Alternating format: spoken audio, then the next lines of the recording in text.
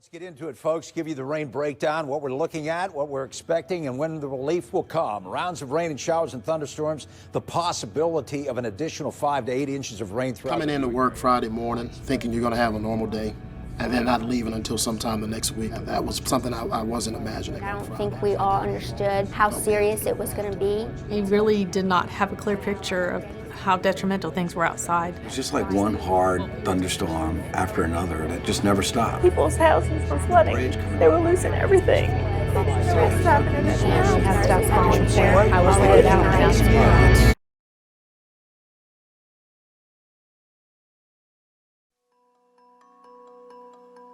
You know what scared me? We have a lot of woods around us. And I was driving the truck around, and there were deer and armadillos and rabbits and raccoons coming out of the woods. And when I saw that, knowing that an animal's instinct is to get out when it's getting bad, and they're walking through our parking lot.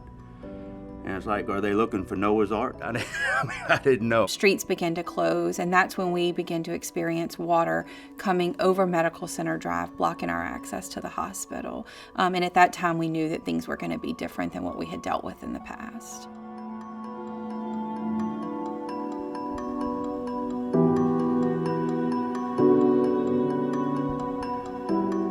We were receiving numerous calls from employees who had water in their homes, couldn't get to and from locations, and so we knew we really had to shelter in place. Counting myself, we really only had one other surgeon, and he came in after the road had already flooded. He sort of drove through a foot of water to get here. I actually had several employees that were not scheduled to be here who left their families and their homes to come work.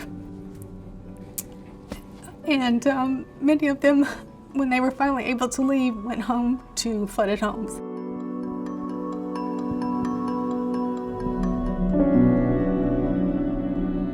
When the Ochsner Navy arrived here at our facility, you know, we talked as a group real briefly, and we knew what the plan would be should the water continue to rise. But what could we do for the community? So the decision was made to go ahead and take some of the boats out into the local community streets. How many organizations you go to and you say, hey, I need some boats, and you got 2 boats in 2 hours. And you've got administrators out there who are not afraid to get their hands dirty. It was very refreshing to see people who were there to help just like we were. And at that point in time, it's not about job responsibility or what you've been hired to do. It's about who you are as a person. On Sunday morning, we went out to measure the water again, and the water was rising at a level that we knew we probably had less than 8 hours to move patients before we would lose power. Flight restrictions were 1,000 feet, and we were at 900 feet, so the pilots couldn't fly, so we had to get them out with the National Guard because the depth of the water, you couldn't get an ambulance in here. Our patients were terrified when we told them we were going to have to evacuate them and send them to New Orleans. They didn't know when they were going to see their families again. Family members were crying at the bedside as we're loading these patients up. Now I'm having to tell my husband and the family, you know, they're shipping me off to New Orleans. Of course, my heart rate's going fast. I'm, you know, not too happy about it, but we had to get out. You know, it wasn't just about the sickness anymore. It was about life beginning to fall apart. You know, so we were there. We were that bond that kept it together for them. It was like a well-oiled machine, I guess. You didn't have to say anything, just people knew what you needed or what needed to be done, and everybody just made good faith to do it. Our team of folks did an outstanding job. They were very organized. They printed out the medical records the patient needed to have. And I made it a personal commitment to talk to every patient before we put them in a vehicle to evacuate them, to explain why we made the decision we did and let them know that they were going to other Ochsner hospitals, but they were in good hands and that we knew clinically they were going to do just fine and that we were still there to support them as soon as the water went down.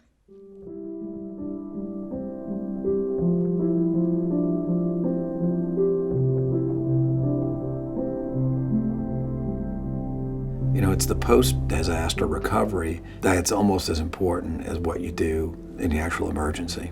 There were a lot of folks, both in the Ochsner family and our patients' families that have lost everything. We set up the Ochsmart, which is basically a store that employees can shop. We set up a daycare, and we don't want employees to worry about bringing food or cooking food, so we've been supplying that to them free of charge as well. The amount of generosity that was shown with the trucks pulling up, bringing pallets of cleaning supplies, baby supplies, you name it, it was brought here. We have a team called Helping Hands that our facilities group out of New Orleans has put together where we're helping people gut their homes. The team's coming from New Orleans to help everybody here clean their houses out. Complete strangers that we've never met before. It's really, really just inspiring. Everybody pulled together as a family. It was like a huge hug going on. It made me a stronger team person. It made me a better leader. I learned a lot. I don't want to ever have to do it again, but it was an awesome experience, I guess, in that aspect, like just to see how much people care about each other. We're all human beings. And at the end of the day, we all need each other, no matter what the situation may be. And that's what family is about. That's what togetherness is about.